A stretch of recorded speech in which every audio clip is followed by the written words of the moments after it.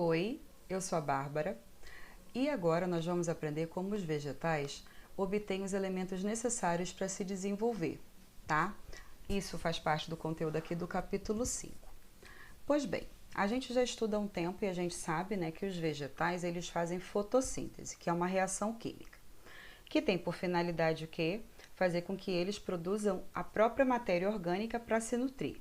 Por essa razão, eles são chamados de seres vivos autótrofos. E todo ser vivo que não é capaz de fazer isso, ele é chamado de seres vivos heterótrofos. Pois bem, mas será que somente os vegetais são capazes de fazer isso?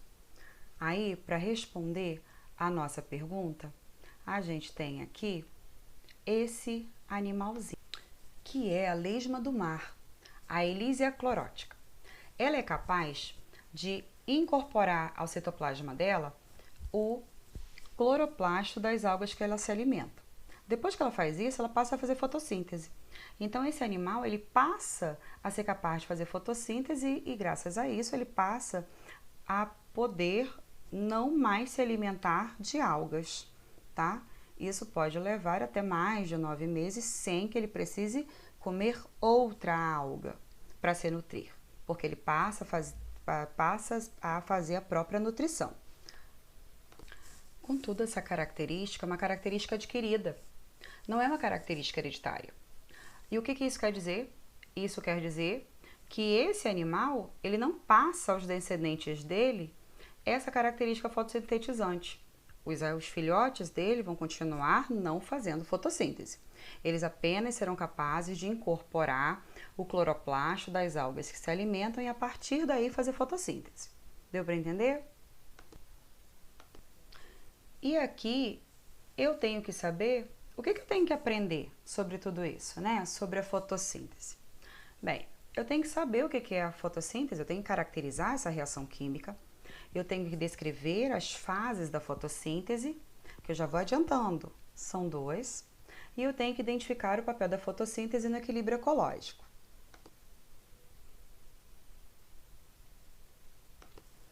A reação química da fotossíntese, ela vai acontecer, como eu havia mencionado antes, no cloroplasto.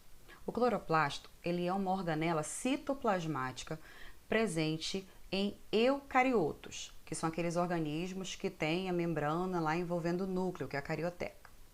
Esses organismos são as algas e os vegetais.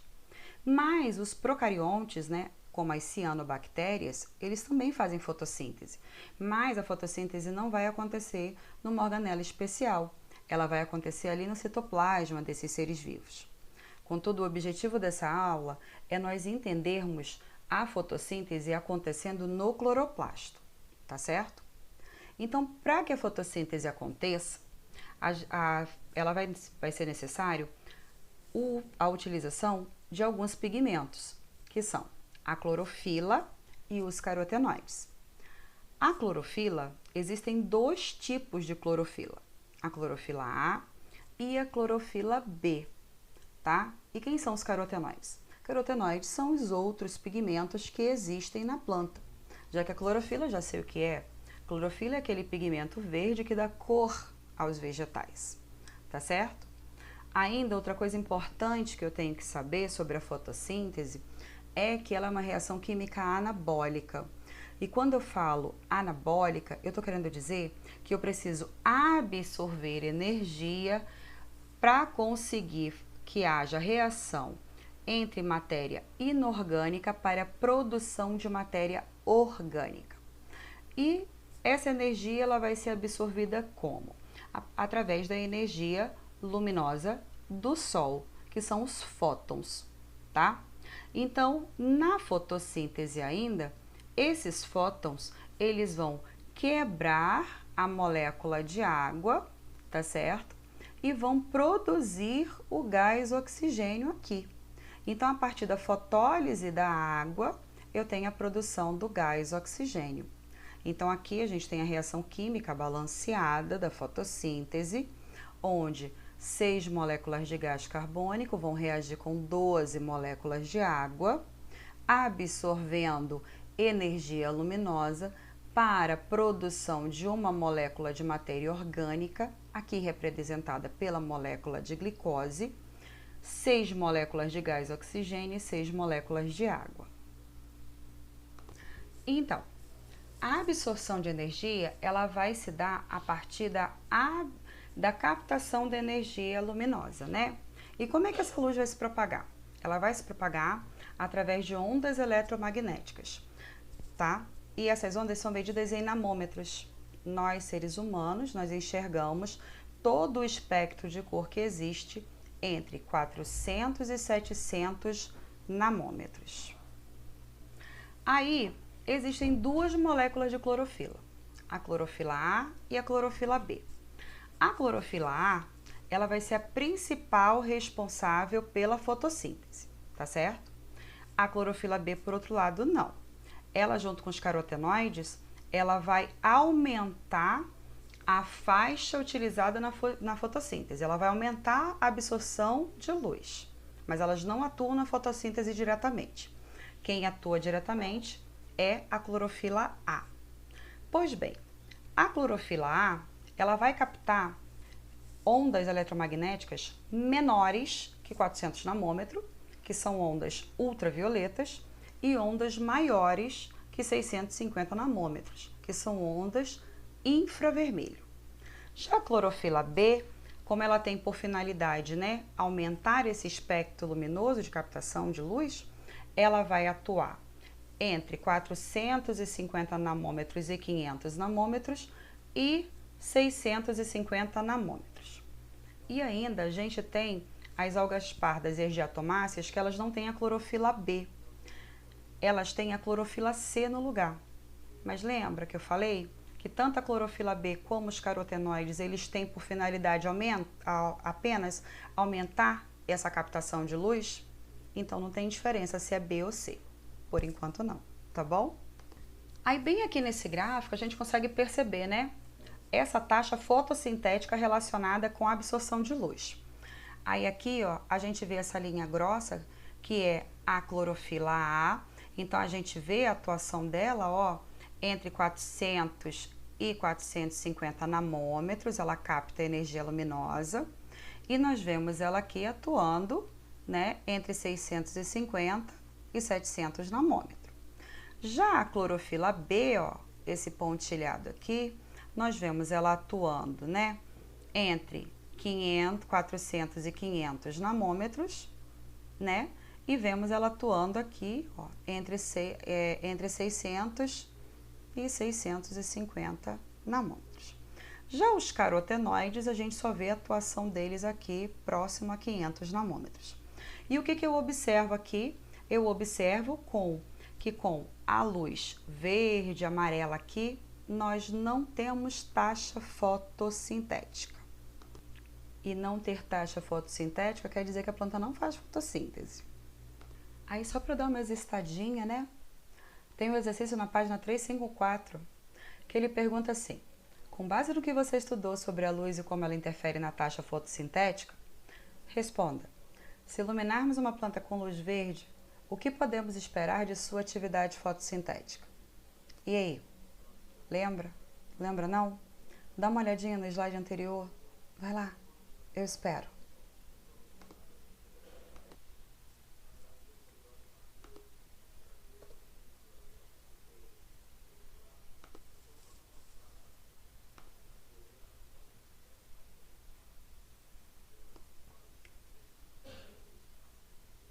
Quais são as etapas da fotossíntese?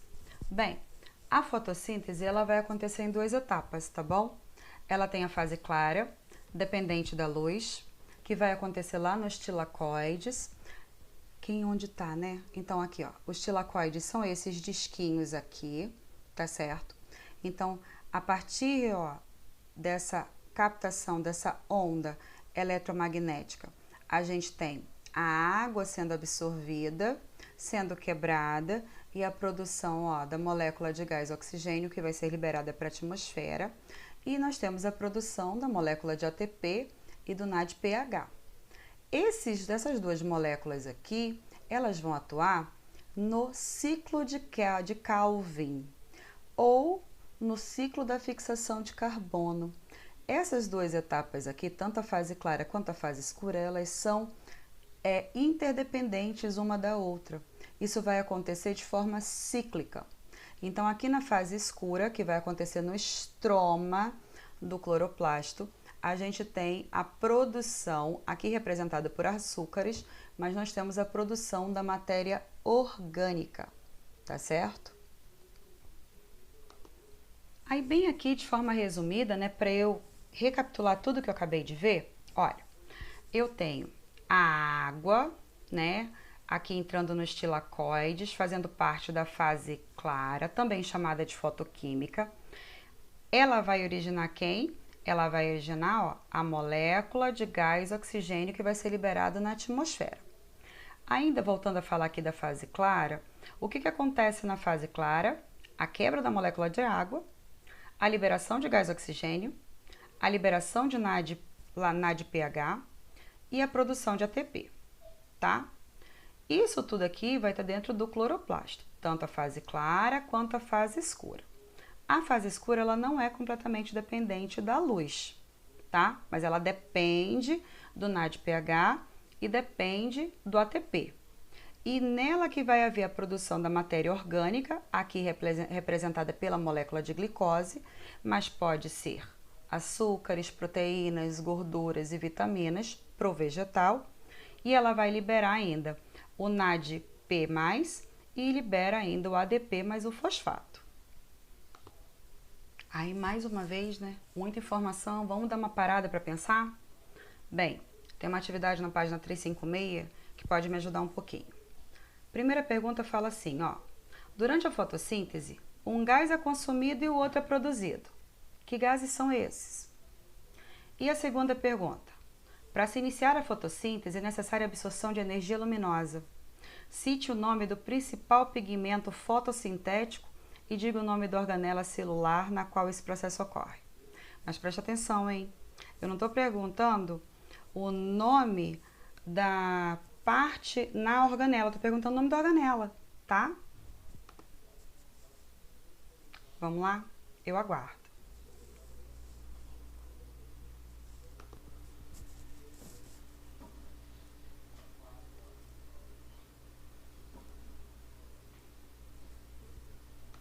Agora, sobre a segunda pergunta, né? Qual o nome do principal pigmento responsável pela captação da luz, né? Absorção da luz? É a clorofila. Lembra que são duas? Qual é a principal responsável? Clorofila A. Onde vai acontecer esse processo? Lá no cloroplasto. O nome da organela é cloroplasto. E onde vai acontecer? Exatamente lá nos tilacoides. Tá certo?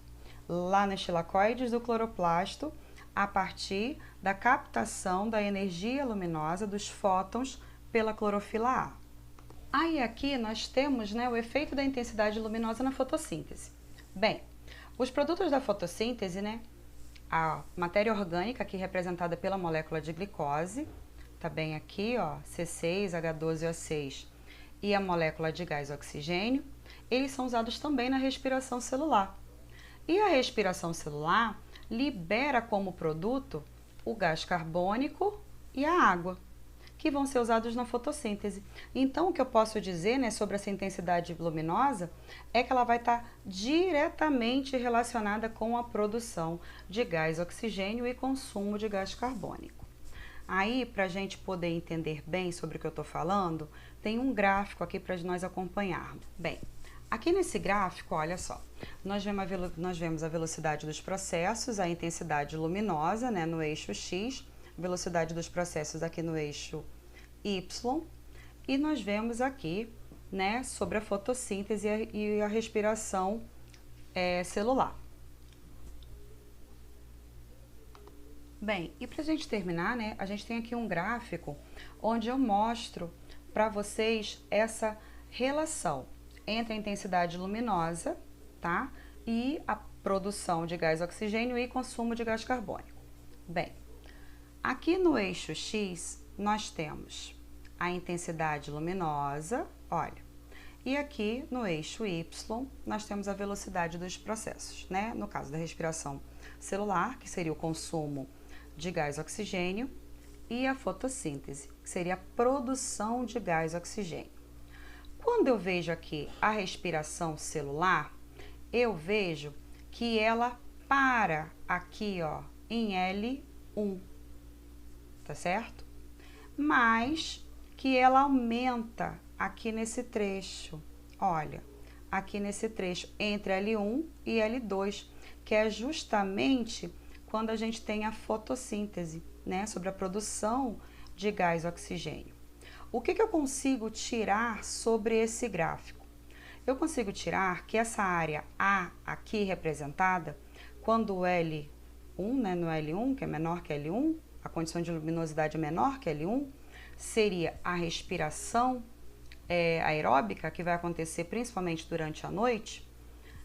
Eu tenho, ó, a fotossíntese, ela é menor que a respiração celular. Mas, Bárbara, acontece fotossíntese à noite? Sim, lembra da fase escura? Acontece. Menos, mas acontece, tá certo? E aqui, ó, nessa área aqui, ó, que eu tenho L igual a 1, bem aqui nesse pontinho, é o período que eu vou transicionar, né, entre a noite e o dia. Mas quando o meu L é maior que 1, aqui na área B,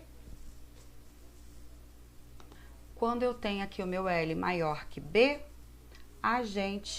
eu tenho meu L1, aí quando eu tenho, né, minha área B, que ela é maior, né, que o L1, eu tenho a fotossíntese maior que a respiração celular, então aumento na produção de gás oxigênio.